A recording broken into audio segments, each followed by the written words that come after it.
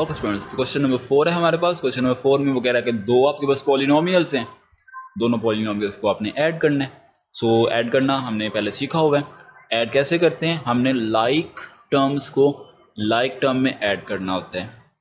अगर वो माइनस हो रही हैं तो ऑब्वियसली माइनस करेंगे, अगर वो प्लस हो रही हैं तो ऑब्वियसली उसको प्लस करेंगे। लेकिन बात क्या ध्यान में रखते हैं, like terms always solve with like terms. एक जैसी टर्म्स आपस में सॉल्व होती हैं, अनलाइक टर्म्स कभी भी आपस में सॉल्व नहीं हो सकती और ना ही हम उसको करते हैं। अब लाइक टर्म और अनलाइक टर्म क्या मतलब होता है, बच्चों को तो पता होगा, लेकिन जिनको नहीं पता उनके लिए हम बता देते हैं। लाइक टर्म का मतलब होगा कि जो एक जैसी हैं, जैसे कि ये ए है, ये भी ए है, तो ये दोनों एक जैसे हैं। ए है ना, बी है और ये बी है, ये दोनों एक जैसे हैं। हम कभी भी ऐसे नहीं करेंगे कि ए को बी में सॉल्व कर दें और बी को ए में सॉल्व कर दें। नो, कभी भी ऐसे नहीं करना।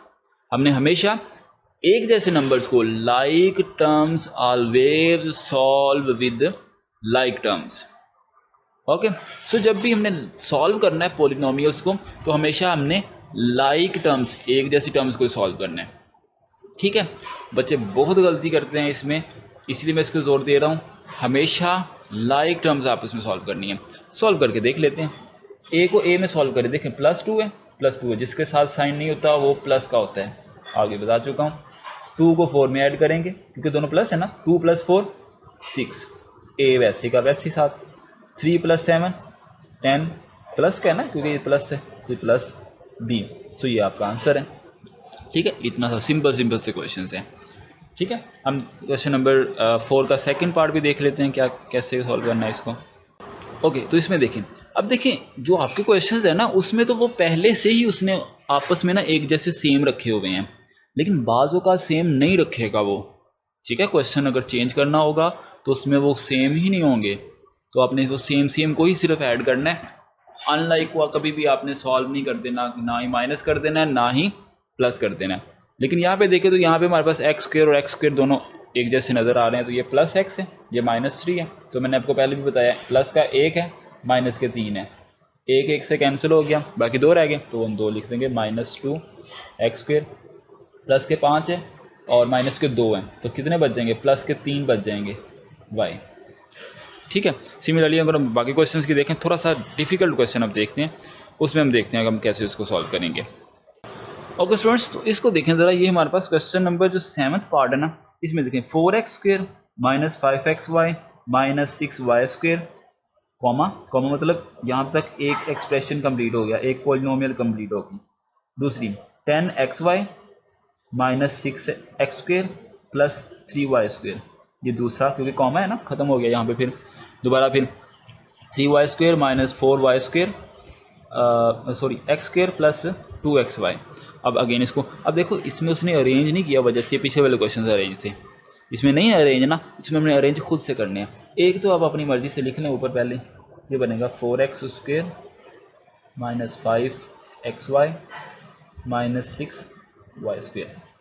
दूसरा देखें 10xy है ना, तो xy को xy के नीचे लिखना है, कौन सा है, +10 है, ये +10। अब देखें -6x², x² कहाँ पे है, ये वाला, तो ये देखें -6x², 3y है तो 3y² प्लस का है ना, प्लस का, तो साथ में प्लस भी लिखेंगे। फिर उसके बाद ये देखें y² है ना 3, और किस साइन नहीं है तो उसका मतलब प्लस है, तो y² है तो y² यहाँ पे आएगा, 3 है प्लस है, -4y² है, माइनस है तो x² है, और ये xy तो ये +2xy। अब देखो यहाँ पे उसने सेम नहीं लिखे हुए थे, मैंने उसको सेम करके लिखे हैं। ठीक है, अब हमने इसको सॉल्व कर देना है, सिंपल। सॉल्व कैसे करेंगे, सिंपल, अब लाइक सेम तो हो गए हैं, जस्ट हम सॉल्व कर देना है। अब देखें प्लस का 4 है, माइनस का 6 है, माइनस का 4 है, सिंपल। हम इसको ड्रॉ भी करना चाहें तो हम इसको कह सकते हैं प्लस के 4 हैं, माइनस के 6 हैं, ठीक है, फिर माइनस के 4 और नंबर्स हैं। ठीक है, तो अब देखो 1 + 1 - 1 + 1 माइनस, बाकी क्या रह गया, बाकी रह गया 4 ये वाले और 2 ये, बाकी 6 रह गए, इसका मतलब कि -6x²। अब सिमिलरली इसको भी सॉल्व कर सकते हैं। ठीक है, अब देखो -5 + 10, +10 ना, +10 में से -5 कर दे तो बाकी 5 रह गए प्लस वाले, और प्लस में बाकी 2 ऐड करेंगे तो ये क्या बन जाएगा 7। ठीक है, नहीं भी समझ आएगी तो हम इसको ऐसे ही सॉल्व कर सकते हैं।